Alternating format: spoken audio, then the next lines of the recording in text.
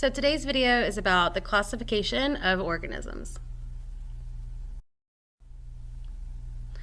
So we have several vocabulary words today: taxonomy, domains, domain bacteria, domain archaea, domain eukarya, kingdoms, kingdom bacteria, kingdom archaea, kingdom protista, kingdom fungi, kingdom plantae, and kingdom animalia.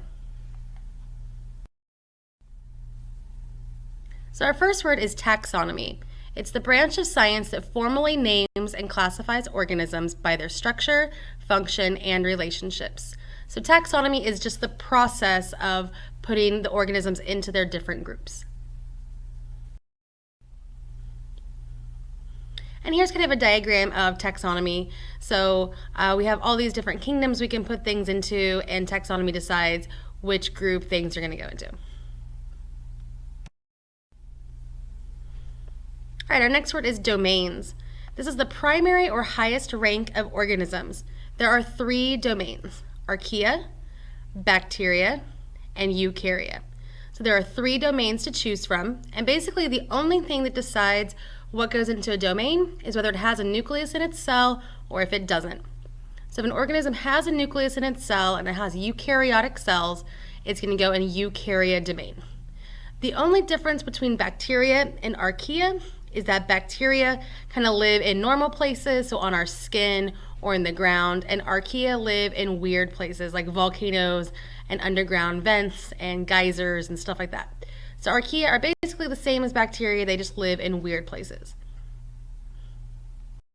And here's a kind of a diagram of our 3 main domains. Eukarya is definitely the largest because it has a lot of different organisms inside of it.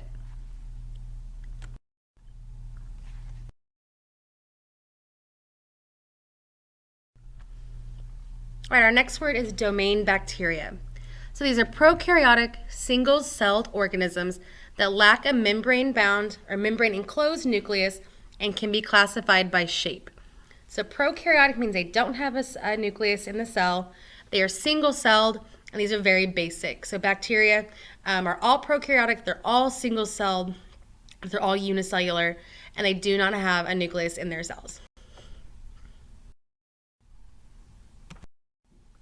So here's a picture of an illustration of some bacteria. So each of these long kind of Cheeto puff looking things, each one of those is a separate bacteria. So it's 1 cell big, it reproduces asexually, and they are heterotrophs. They have to find their own food.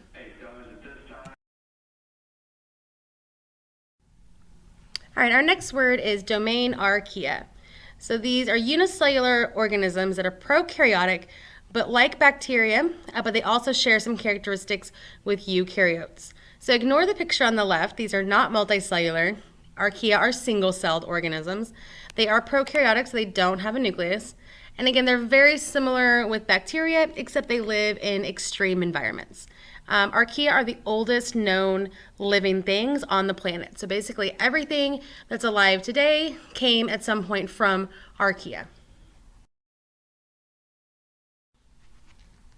And there's kind of another picture. Again, they look very similar. So here are some more Cheeto Puff looking organisms. But these have flagella, so each of these has a long tail that comes out the end of it to help it swim around.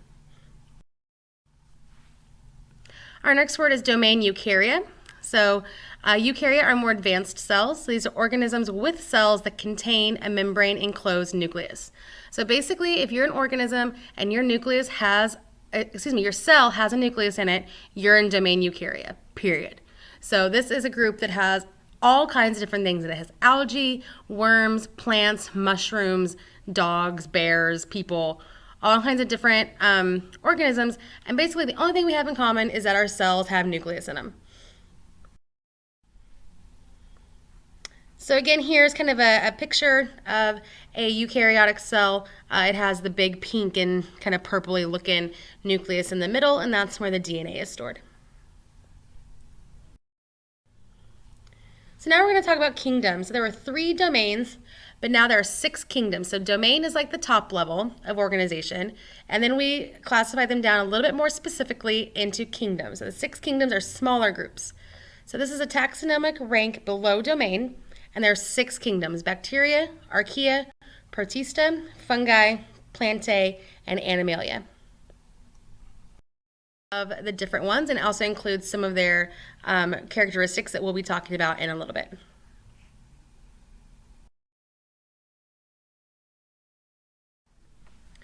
So the first kingdom that we're going to talk about is bacteria. So the domain bacteria contains one kingdom, bacteria. So if you are a prokaryotic single-celled organism, so you're one cell big, you don't have a nucleus, you're going to be put into kingdom bacteria. And then you're also being put into domain bacteria. So the domain comes first, then the kingdom. So you're in domain bacteria, kingdom bacteria. And these are single-celled organisms that lack a membrane-enclosed nucleus and can be classified by shape. So some bacteria are spiral, some are oval shaped, some are round, some are shaped like spheres or balls. And so that's what it means when you can classify them by shape. So again, here we go, Cheeto Puffs, right? These are our long, kind of ovally looking bacteria. All right, our next kingdom is kingdom Archaea. So again, the domain of Archaea is going to be very similar to bacteria, but they live in harsh environments.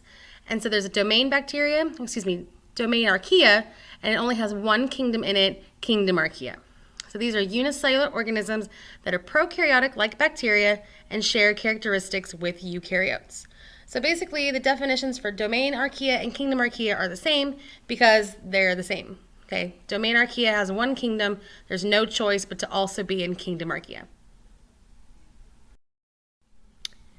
So here's kind of a zoomed in illustration of some Archaea. Again, they look very similar to bacteria. The only difference really is that they live in different environments. Okay, so now we have the domain of eukarya. So that was one of our other domains. And this is where we have some choice. So if you're an organism that has a nucleus in your cells, you are a eukaryote. And you go in the domain eukarya. And in the domain eukarya, there are 4 different kingdoms. And so now we're going to have to look some more at your characteristics to figure out which of those 4 kingdoms to go into.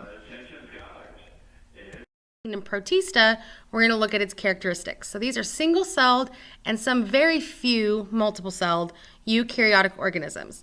So these are organisms that are very, very, very small. Most of them can only be seen with a microscope. And they are one cell big, but because they are eukaryotes, they will have a nucleus in their cells. Some protists act kind of like animals, so they are heterotrophs, that they go find their food. Some protists are like plants, so they will make their own food. So like algae, if you've ever seen algae on top of a pond, it's kind of like green pond scum. That is a bunch, like billions of different algae cells all living together, and they make their own food. So basically, if you have a nucleus in your cell, but you're still super, super simple, you have one, maybe a couple of cells, then you're going to be a protista.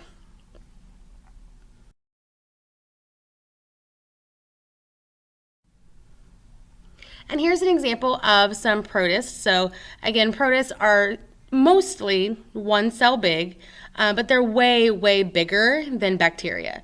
So even though bacteria and protists are both unicellular for the most part, bacteria are very simple. They do not have a nucleus, where protists are usually a lot more complicated and they do have a nucleus.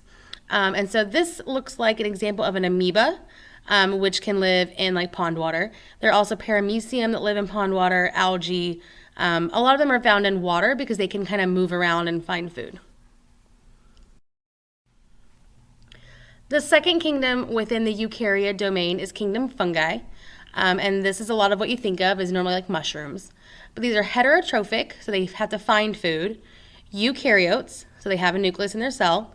They reproduce through asexual spores and have chitin in their cell walls. So don't really worry about the cell walls part, but just remember that they're heterotrophic, they have to find food, they're eukaryotes, they have a nucleus, they reproduce asexually for the most part, which means they have one parent. Some fungus is sexual, but not very much. And then they're also multicellular, so almost all fungus you can see with just your eyes. Shelf, mushroom.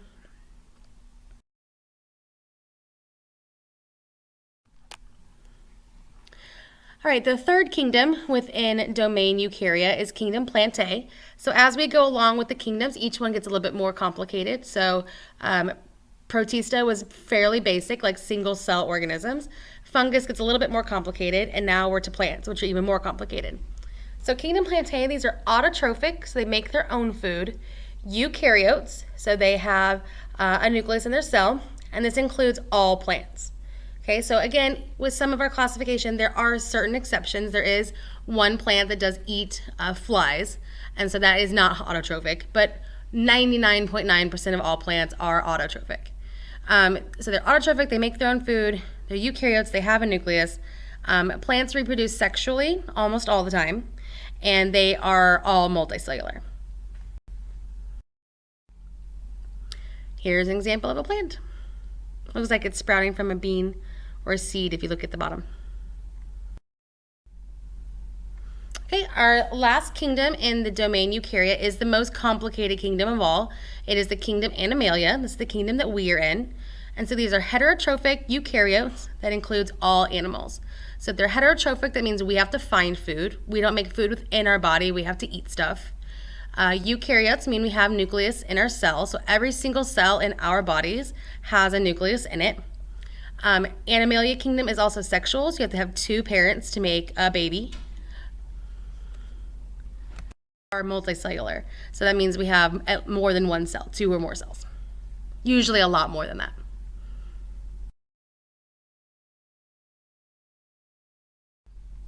So here's a picture of an anteater, which is kind of a random animal to pick, but he's an animal. All right, so now we're going to be on to our doodle notes. So this is all about taxonomy. It's the process of classifying living things. So I know this part was not on the notes I gave you on your packet, but I still kind of wanted to look at this. Okay, so the ways to sort living organisms.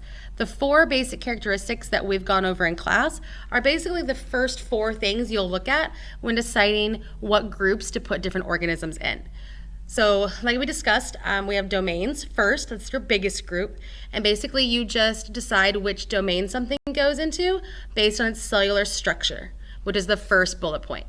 So does it have a nucleus? If it does, it goes in Eukarya. If it doesn't, then it could go in Archaea or bacteria. Then we're going to look at how many cells it has. Is it unicellular or is it multicellular? We're going to look at its reproduction. Is it asexual and it has one parent, or is it sexual and it has 2 parents? And then also, how does it get its food? Is it an autotroph where it makes its own food, or is it a heterotroph and it has to eat other things for food? Okay, so these are the 4 kind of big questions that you're going to ask yourself when you're deciding what domain and what kingdom different organisms will go into. Now, when we start looking at the other steps of classification, if you remember from our video in class, there were 8 different levels of organization. We're only talking about the first 2. When we start talking about those other 6, then there will be different questions. But these 4 will help us get them sorted into domain and kingdom. Okay, so again, all organisms are placed in one of 3 domains. Bacteria, if you don't have a nucleus. Archaea, if you don't have a nucleus and you live somewhere weird. Or Eukarya, if you do have a nucleus. Bacteria, no nucleus. Domain Archaea, it has a plasmid membrane, which is around the cell, but there's still no nucleus inside. And then Eukarya, it does have a nucleus.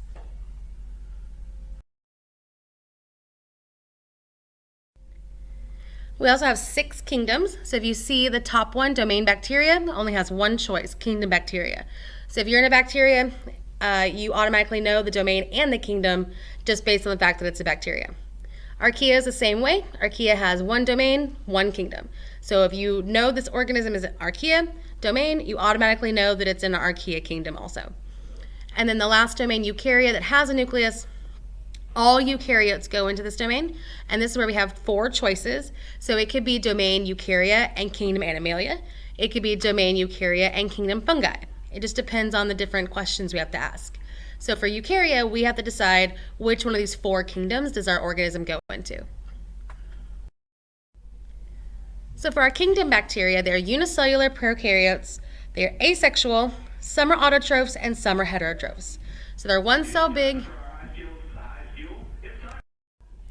So all bacteria is one cell big. They do not have a nucleus in their cells. They're prokaryotes. They have one parent, so they're asexual. Most of them just split in half to make a new baby bacteria.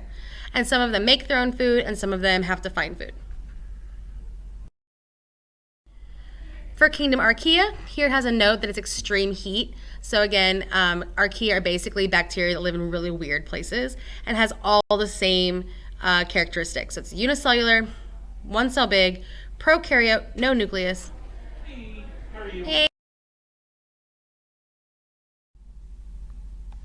So the next kingdom is Animalia, and this is the most complex kingdom of all 6.